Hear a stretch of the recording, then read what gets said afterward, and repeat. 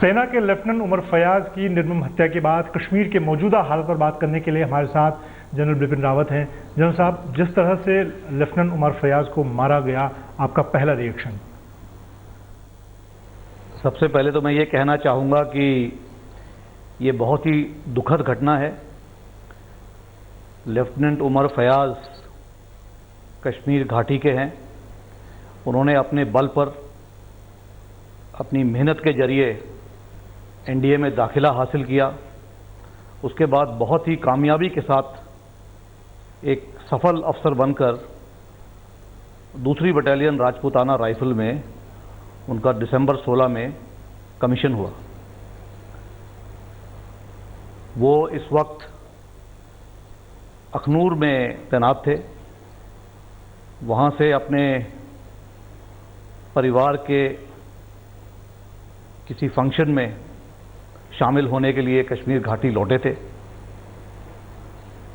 घर में खुशी का माहौल था, लेकिन इसी बीच बड़ी बेबरता के साथ उनकी हत्या कर दी गई।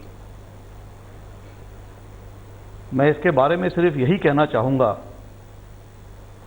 कि कश्मीर घाटी के जितने भी नौजवान हैं, उन्हें इस हत्या का कड़ी से कड़ी निंदा करनी चाहिए। एक तरफ तो कश्मीर का नौजवान नौकरी की फिराक में दर बदर भटक रहा है। जैसे कि आपने हाल में देखा, जब सेना की भर्ती होती है तो बड़ी तादाद में लोग वहाँ पर भर्ती में शामिल होने के लिए आते हैं। पुलिस की भर्ती होती है तो भी वहाँ पर बहुत तादाद में बड़ी मेहनत के साथ लोग कोशिश करते हैं, यही नौजवान, कि हम किसी तरह नौकरी पाकर अपने घर के जो हालात हैं उसमें सुधार ला सकें। तो लेफ्टिनेंट उमर फयाज जो था, वो एक ऐसा बहादुर नौजवान था। हमारी फ़ौज में कॉन्स्क्रिप्शन नहीं है। जो भी नौजवान भर्ती होना चाहता है वो अपनी मेहनत, लगन, देश प्रेम के कारण भारतीय फ़ौज में भर्ती होता है।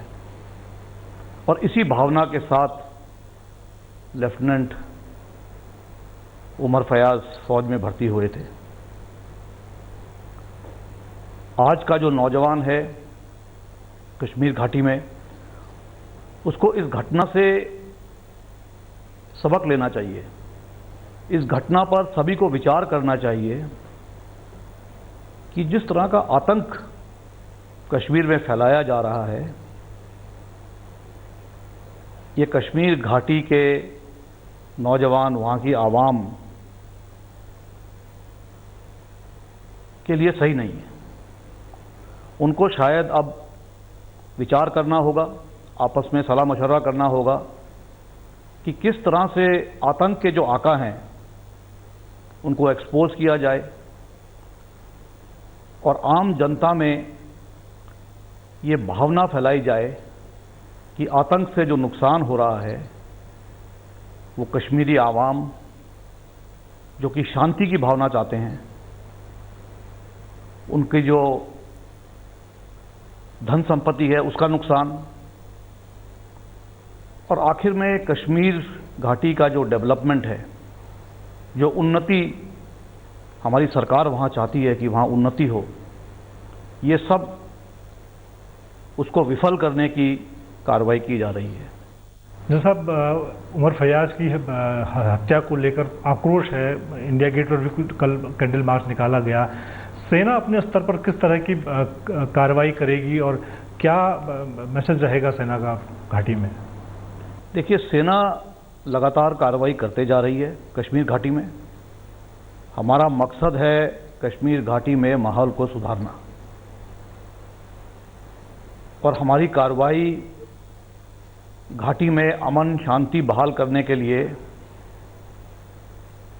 आर्मी और अन्य सिक्योरिटी फोर्सेस जो हैं एकजुट होकर लगातार कार्रवाई करते रहेंगे। इस वक्त हमने कुछ सर्च एंड क्लियर ऑपरेशन भी किए हैं। सर्च एंड क्लियर ऑपरेशन जो मैं कहना चाहता हूं वो कॉर्डन एंड सर्च ऑपरेशन से कुछ विभिन्न है।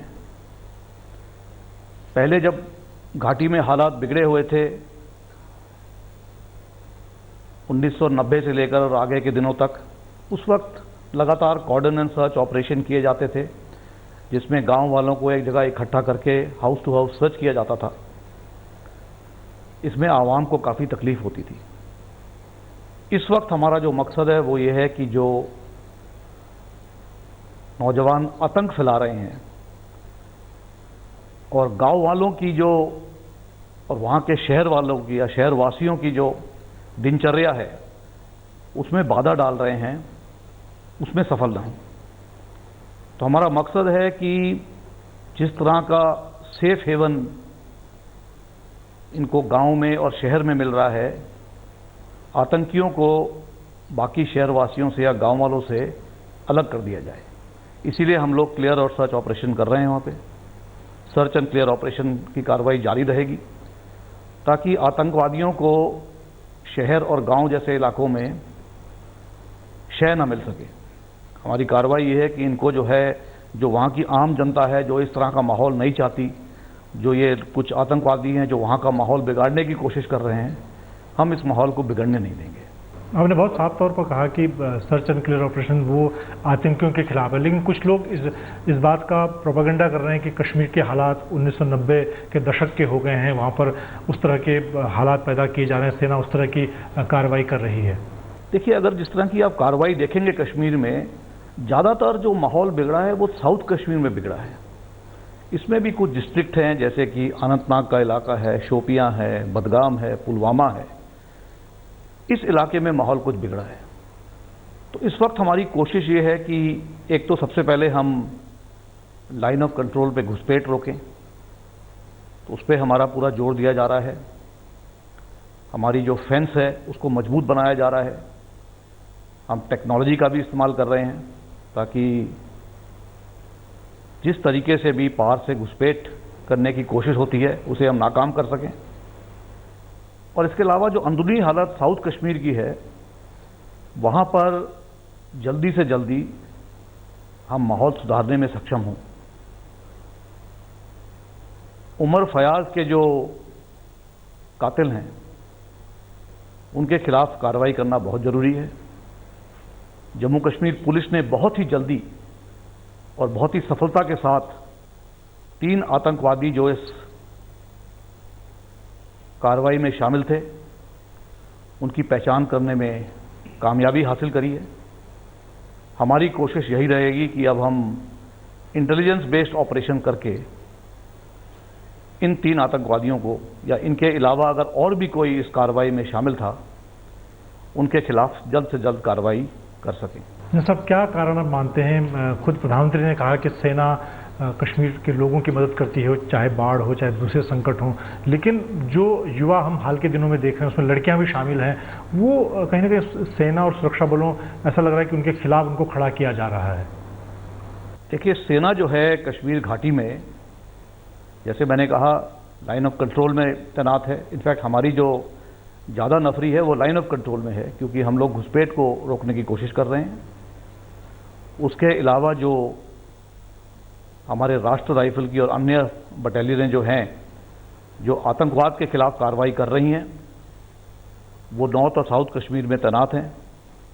किलो और विक्टर फोर्स कश्मीर घाटी में है। हमारी कोशिश लगातार यही रहेगी कि आतंकवाद के खिलाफ हम कार्रवाई करते रहें। फौज के खिलाफ जो कार्रवाई या सिक्योरिटी फोर्सेस के खिलाफ जो कार्रवाई की जा रही है, ये जैसे मैंने बताया, हमारे नौजवानों को बहकावे में लाकर सोशल मीडिया के जरिए या इंटरनेट के जरिए या अन्य साधनों से इनको बहकाया जा रहा है। फौज के खिलाफ बहकाया जा रहा है, सिक्योरिटी फोर्सेस के खिलाफ बहकाया जा रहा है, वहाँ के एडमिनिस्ट्रेशन के खिलाफ बहकाया जा रहा है। लेकिन मैं आपके जरिए वहाँ के नौजवानों को, वहाँ की आवाम को एक संदेश देना चाहूँगा कि भारतीय फौज एक सक्षम फौज है। हम जहाँ भी कार्रवाई करते हैं हम ह्यूमन राइट्स का खास ख्याल रखते हैं। हमें जब हथियार इस्तेमाल करने पड़ते हैं, हम गोलियां सिर्फ उस वक्त बरसाते हैं जब और कोई साधन हमारे सामने ना आए या फिर कोई हमारे ऑपरेशन में बाधा डालने की कोशिश करे। नहीं तो जहां तक हो सके हमारी कोशिश यह रहती है कि वहां के जो आतंकवादी हैं, वहां के जो नौजवान हैं, उनको हम सही दिशा में ला सकें, उनसे बातचीत करके या जिस प्रकार से भी उनके जो वालिद वालिदैन माता पिता हैं उनसे बातचीत की जाती है कि अगर आपके जो बच्चे हैं, नौजवान हैं, अगर वो भटक गए हैं तो आप उन्हें समझाइए और हमारी आपके साथ कोशिश ये जारी रहेगी कि हम उन्हें सही रास्ते पर लाने में सफल हों। आपने कहा कि युवाओं को भड़काने के लिए सोशल मीडिया का इस्तेमाल हो रहा है, इंटरनेट का इस्तेमाल हो रहा है। आपने कुछ दिन पहले ये भी कहा था कि हम किसी के खिलाफ नहीं, लेकिन अगर सेना को, सुरक्षा बलों को निशाना बनाया जाएगा तो उनके खिलाफ कार्रवाई की जाएगी। देखिए, सेना को इस माहौल में कब बुलाया जाता है? जब शासन को ऐसा लगता है कि माहौल जो है बिगड़ रहा है और अन्य जो सुरक्षा बल होते हैं उनकी मदद के लिए सेना के बल को शामिल करना जरूरी है, तब इस हालत में सेना को आगे बुलाया जाता है। सेना काफी सालों से कश्मीर में तैनात है। वहां का माहौल कभी कभी सुधर जाता है, लेकिन जैसे कि मैंने बताया कि आतंक के जो आका हैं उनकी कोशिश यही रहती है कि जब जब या जिस वक्त कश्मीर में सुधार दिखने लगता है वो किसी न किसी जरिए वहां का माहौल बिगाड़ने की कोशिश करते हैं। इसलिए फौज का वहां तैनात रहना जरूरी है जब तक कि हालत पूरी तरह से न सुधर जाए और वहां से जो वहां का जो शासन है और वहां की जो लोकल पुलिस फोर्स है वो अपनी कार्रवाई करने में पूरी तरह से सक्षम ना हो पाए। अगर ऐसा हो जाएगा, इस तरह का माहौल बनेगा, तो आर्मी जो है धीरे धीरे इलाकों से निकलना शुरू कर देगी। लेकिन मेरे ख्याल में इस वक्त फौज की मौजूदगी कश्मीर की हालत सुधारने के लिए बहुत ही जरूरी है। जनरल साहब, उमर फयाज की जो हत्या हुई, ये जो हालात हैं, इससे पहले कि हम सीक्वेंस को देखें तो जो बुरहान वानी था उसको जब इनकाउंटर उसका हुआ, उसके बाद उसके बाद जो हालात बने और अभी एक जाकिर मूसा जो कि लोकल हिजबुल कमांडर वहाँ पर दावा कर रहा है, वो भी सोशल मीडिया का इस्तेमाल कर रहा है। उसने वहाँ पर जो सेना के खिलाफ और हुर्रियत नेताओं के खिलाफ भी इस तरह के वीडियो मैसेज दिए हैं, उसको कैसे आप देखते हैं? देखिए, जैसे कि मैंने कहा कि कश्मीर के जो आवाम, कश्मीर का जो नौजवान है, उसको बहकाया जा रहा है। अभी किसी तरफ से संदेशा आता है कि ये जंग इस्लाम की जंग है, अन्य लोग कहते हैं कि ये जंग आज़ादी की जंग है। तो इससे आप यकीन कर सकते हैं कि कश्मीर की जो आवाम और जनता है वो कंफ्यूज्ड है। मेरे ख्याल में सबको अमन और शांति चाहिए। किस तरह से अमन शांति आनी चाहिए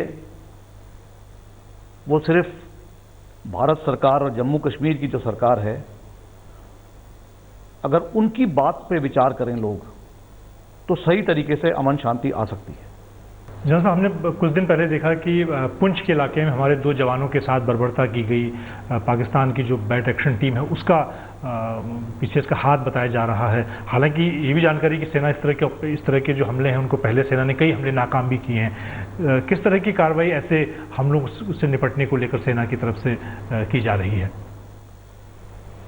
देखिए, इस तरह की जो कार्रवाई होती है कि सीमा पार से घुसपैठ करना, उसमें पाकिस्तानी फौज को, आतंकियों को सहायता और मदद देना, ये कार्रवाई कई सालों से चलते आ रही है, जिसको हम बैट बोलते हैं, बैट एक्शन।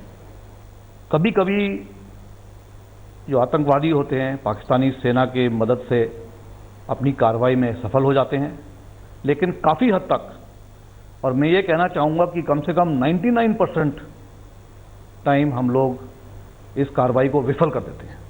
या तो हम लोग घुसपैठ को डिटेक्ट कर लेते हैं और उस वक्त वहाँ पे फायरिंग की जाती है ताकि घुसपैठिए अंदर ना आ सकें और ऐसी कार्रवाई ना कर सकें।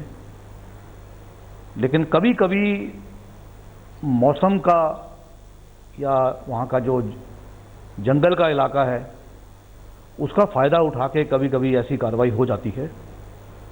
हमारी कोशिश ये है कि हम सतर्क रहें। हमारे जितने भी पोस्ट हैं, खासकर जो लाइन ऑफ कंट्रोल फेंस के आगे हैं, सीमा के नज़दीक, वहाँ पर नफरी बढ़ाई गई है। वहाँ पे लोग सतर्क रहें। वहाँ पे हम लोग टेक्नोलॉजी का भी इस्तेमाल कर रहे हैं ताकि इस तरह की अगर घुसपैठ होती है तो उसके बारे में घुसपैठ के दौरान ही अगर हमें खबर हासिल हो सके तो हम उसे विफल करने में सफल होंगे। और धीरे धीरे टेक्नोलॉजी को और बढ़ावा दिया जा रहा है। सर, अभी इस वक्त हम जब बात कर रहे हैं तो पिछले 2 दिनों से नौशेरा रजौरी के इलाके में पाकिस्तान की तरफ से लगातार फायरिंग की जा रही है और ऐसा भी माना जा रहा है कि पाकिस्तान की जो खुद सेना प्रमुख हैं वो पीओके के उन इलाकों में मौजूद थे। कमर जावेद बाजवा जो पाकिस्तान के सेना प्रमुख हैं वो, तो ये किस तरह का एनरोलमेंट दिखाता है पाकिस्तानी सेना का आतंकी घुसपैठ के पीछे?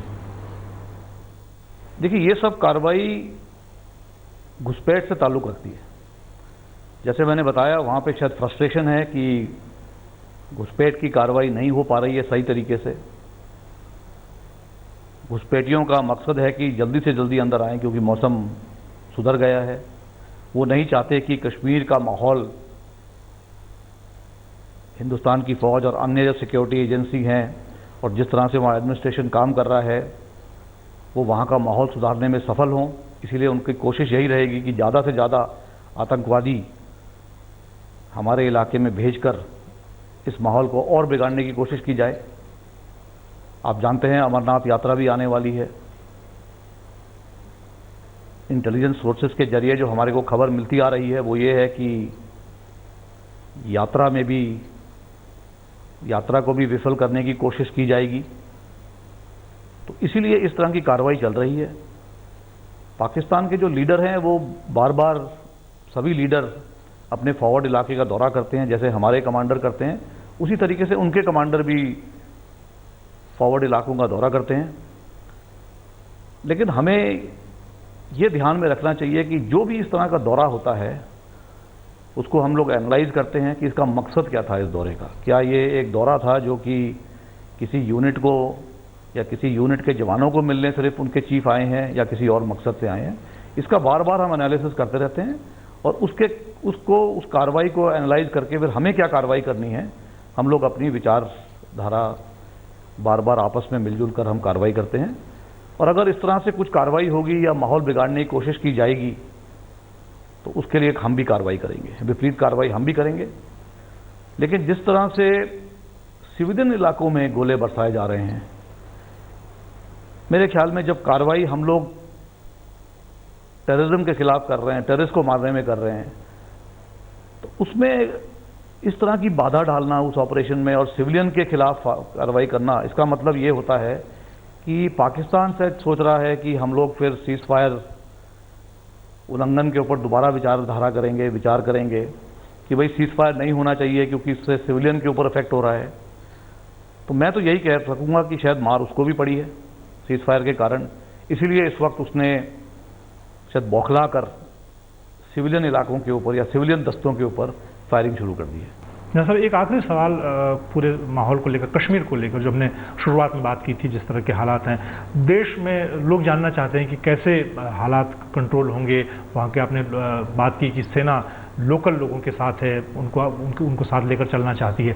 क्या आपका संदेश होगा आम लोगों के लिए और आतंकी जो सर उठा रहे हैं, खासतौर से जिस तरह की घटना